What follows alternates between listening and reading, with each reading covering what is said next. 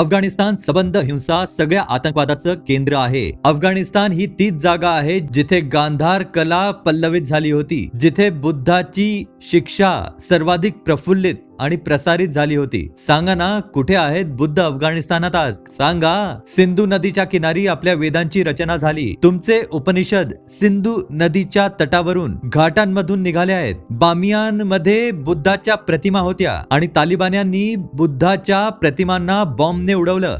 हे होतं जेव्हा एखाद्या ठिकाणी कला असते, बुद्धी असते, धर्म असतो, अध्यात्म असतं, संस्कृती असते, पण सेना नसते. चिकित्सालय खूप चांगली गोष्ट आहे.